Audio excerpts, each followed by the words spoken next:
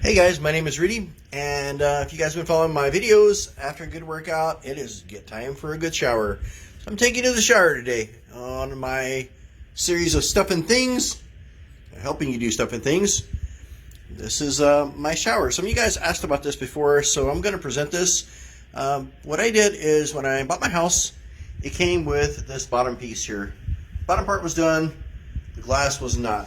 So I look out for bids here, and I went with a guy that actually wasn't the cheapest, but I felt like he did the best work. The rest of this is my idea. If you want questions on the shower thing itself, please let me know. I'll provide more details. So I didn't want just a regular rounded shower head, and when I first moved to Miami, they put me into this amazing hotel which featured almost like a range shower. So I stole this design, and I couldn't find this at Lowe's. I actually ended up buying this shower head off Amazon. And here's what I did.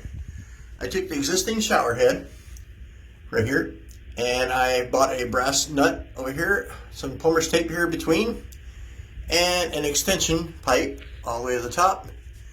And then this right here is an adjustment. Now it shakes a little bit. You can kind of see it here, but it's been pretty stable. If I wanted to do a little bit more, I probably would have put a hook right here to the ceiling.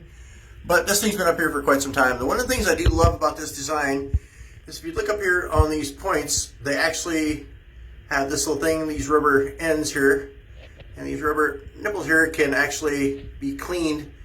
So when the shower is running, you can kind of just run your hand like this, and it'll open those ports up for you. I'm going to kind of show you how this works and what it looks like. And here we go. So this is what I would call a waterfall shower. I mean, this is awesome. This is one of my favorite things to get me going in the morning. Anyway, if you guys want the product or anything else, where I got this from or more details, please let me know. And for me, it's time to hit the shower.